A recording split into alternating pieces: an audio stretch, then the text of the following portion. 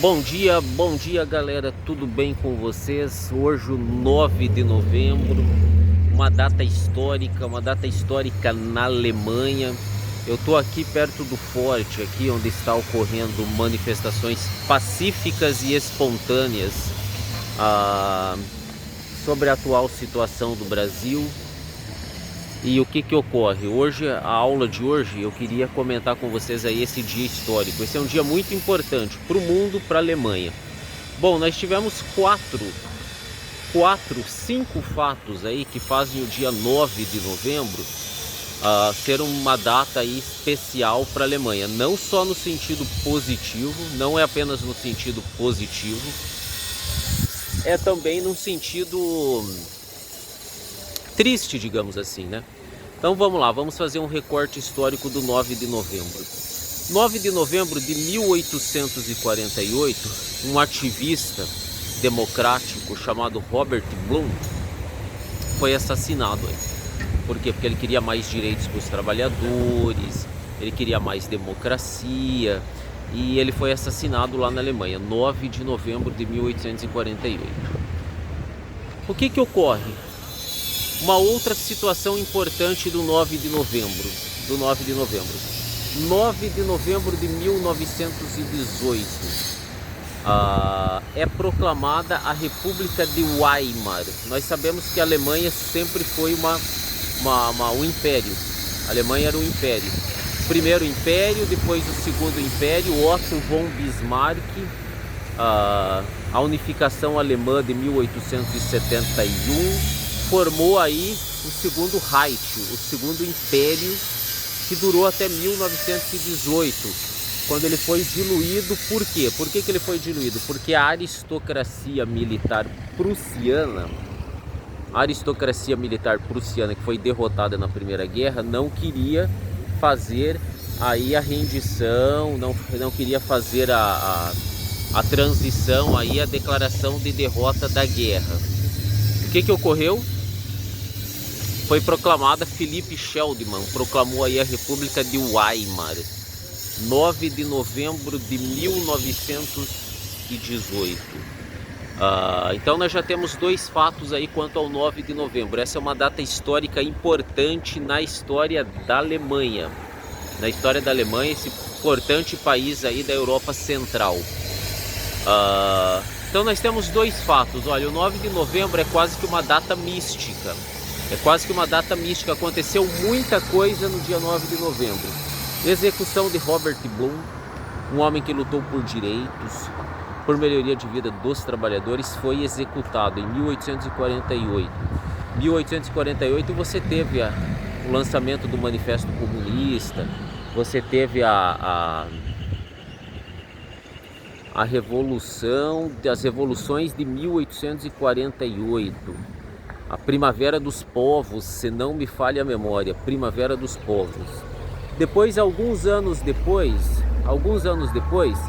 o 9 de novembro, você tem a proclamação da República de Weimar, é a primeira experiência republicana da história da Alemanha, né? Philipp Schliemann, de uma varanda aí, declarou a mudança aí, o fim do império, do segundo império lá do Otto von Bismarck, que desde 1871 até 1918, a Alemanha viveu aí sobre o segundo Reich, né? O segundo Reich aí, que foi antecessor aí do famigerado terceiro Reich. Então nós já temos duas situações quanto ao 9 de novembro. Execução de Robert Blum, monarquia, fim da monarquia, fim do segundo Reich, instituição da frágil República de Weimar, né? Então aí você tem dois acontecimentos. Os próximos dois acontecimentos são catastróficos. No dia 9 de novembro, na noite do dia 8 para o dia 9 de novembro de 1923, você tem um evento, né?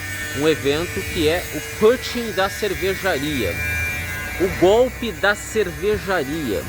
onde mais ou menos 2.000 nazistas, a partir da Baviera, a partir de Munique, tentaram tomar o poder na Baviera. Eram forças paramilitares nazistas lideradas por Adolf Hitler, mentalizadas por Alfred Rosenberg. Tentaram aí na noite do dia 8 para o dia 9, aí tomar o estado bávaro a partir de Munique, né, fazendo a marcha sobre Berlim, ali relembrando alguma coisa da marcha sobre Roma, inspirada lá no Benito Mussolini, no fascismo do Benito Mussolini. Tentaram tomar o poder à força lá entre a República de Weimar, frente à República de Weimar. O Hitler foi preso, o golpe fracassou, ele foi para prisão, escreveu o Mein Kampf, ganhou notoriedade, a mídia ajudou a noticiar tal fato, né? Ele ficou famoso graças à mídia, aí graças ao Putin da cervejaria. Mais ou menos 2.000 nazistas tentaram o golpe, o famoso golpe da cervejaria, o Putin da cervejaria. Então lá nós temos 3 fatos: a execução de Robert Blum, instituição da República de Weimar, que substituiu o Segundo Reich, lá desde a época da unificação alemã, 1871. Você tem o Putin da cervejaria, uma tentativa paramilitar dos nazistas de tomar o poder à força, né, a partir de um golpe, né, por isso que ficou o Putin da cervejaria, o golpe da cervejaria. Munique, o estado bávaro. Um outro episódio muito triste, 9 de novembro de 1938, Noite dos Cristais, onde os nazistas já estavam no poder, né? Eles venceram a República de Weimar, o Hindenburg nomeou o Hitler chanceler alemão. Com isso ele instituiu o famoso Terceiro Reich, o Reich que duraria 1000 anos. E em 1938, 5 anos após os nazistas já estarem no poder,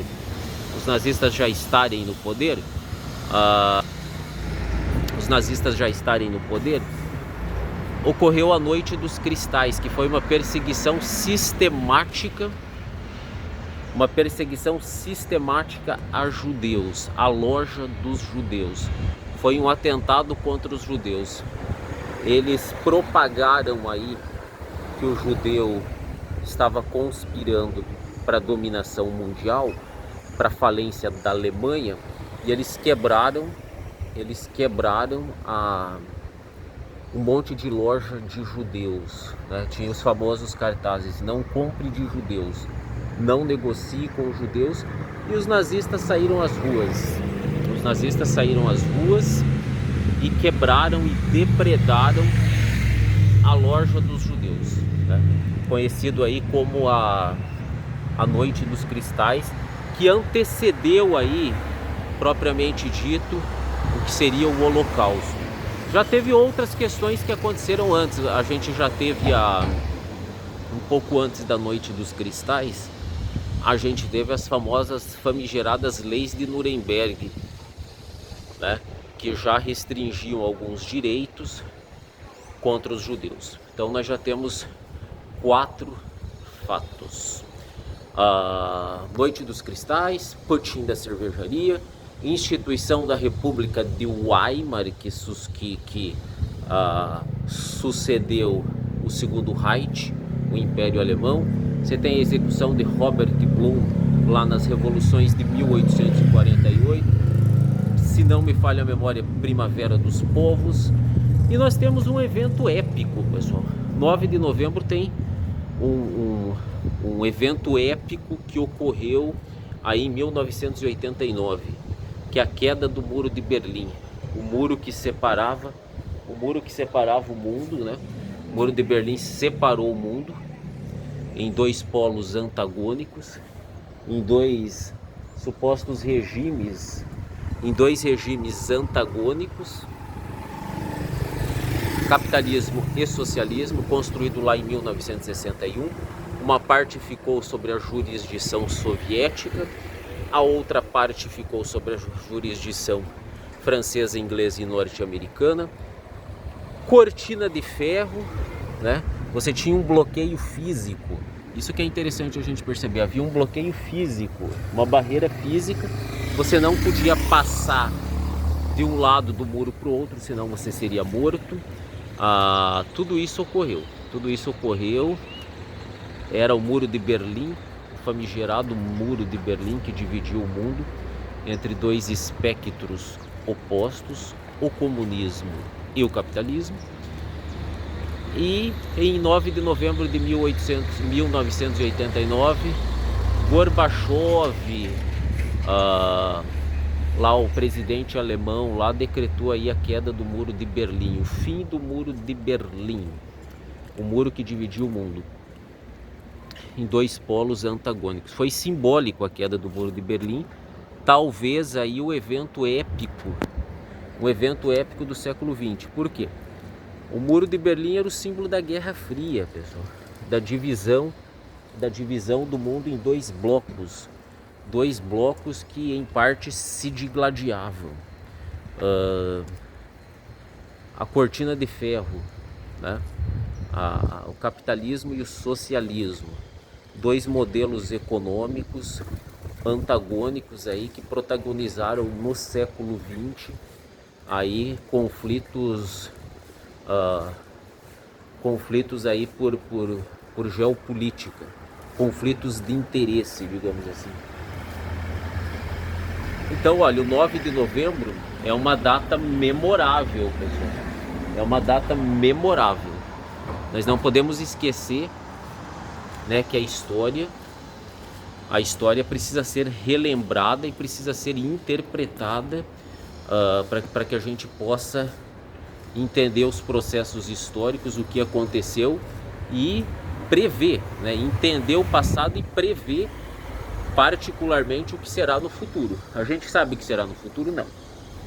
Não sabe, mas a gente pode fazer projeções e tendência para evitar os erros que já se cometeram no passado. Então, queda do Muro de Berlim, o muro que dividiu o mundo em dois blocos antagônicos, em duas ideologias opostas, né, que dominaram aí o século XX. Beleza, pessoal? Valeu!